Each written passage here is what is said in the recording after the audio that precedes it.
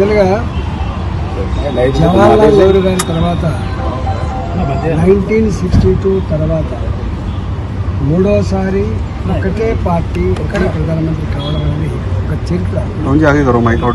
ఇవాళ సమైక్య రాజకీయాలే ఈ దేశానికి దిక్కు అని చెప్పి భావించే ఈ రోజులలో ప్రభుత్వం ఏర్పాటైతే ఎన్ని రోజులు ఉంటుందో ఎప్పుడు కూలిపోతుందో అని చెప్పి భావిస్తున్న ఈ రోజులలో బాజాప్తా 2014లో 2019లో 2024లో యావత్ దేశ ప్రజానికమంతా కూడా వాళ్ళ ఆత్మను ఆవిష్కరించి భారతీయ జనతా పార్టీ తన మిత్రపక్షాలను కలిపి 296 సీట్లు గెలిపించి ఇవాళ మోడీ గారి పట్ల విశ్వాసం ప్రకటించారు.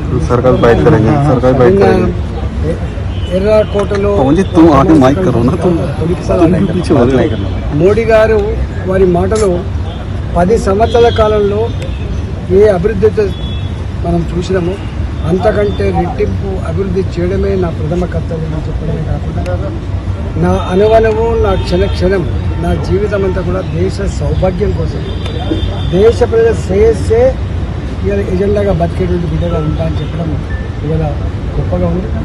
10 సంవత్సరాలు నేను కొంత శాంపుల్ చూపించిన వచ్చే 5 సంవత్సరాల కాలంలో దేశంలో ఇవాళ పేదరిక నిర్మూలన అనేటువంటి స్లోగన్ని మాటలో చెప్పింది, కానీ దాని ఆచరణలో చూపించే బాధ్యత నాది. ఇప్పటికే బిలో పావర్టీ లైన్ ప్రజానికం 25 కోట్ల మంది ఇలా అభివృద్ధి అయింది. మిగతా పేదరికం లేకుండా చేస్తా అని చెప్పడమే కాకుండా భారత ఆర్థిక వ్యవస్థను 5వ స్థానం నుంచి 3వ ఆర్థిక వ్యవస్థకు ఎదుగుతాని ప్రపంచ చిత్రపటం మీద సగటు భారతీయుడి ఆత్మగౌరవ బావుటాన్ని ఎగిరేస్తా అని చెప్పి వారు ప్రకటించడం చాలా గొప్పగా ఉంది. ఇవాళ మొట్టమొదటిసారిగా రఘునందన్ రావు వారు సభలో మాట్లాడతారు. ఇవాళ నేను కొత్తగా గతంలో రాజకీయాలతో సంబంధం ఉన్న మంత్రులుగా పనిచేసినప్పటికీ ప్రజాస్వామ్య వ్యవస్థల పట్ల అవగాహన ఉన్నప్పటికీ కూడా మొట్టమొదటిసారిగా మోడీ గారి నాయకత్వంలో ఉన్న ప్రభుత్వంలో మేము ఎంపీలు కొనసాగడం గర్వకారణంగా అనుకుంటున్నాం. Sir thank you.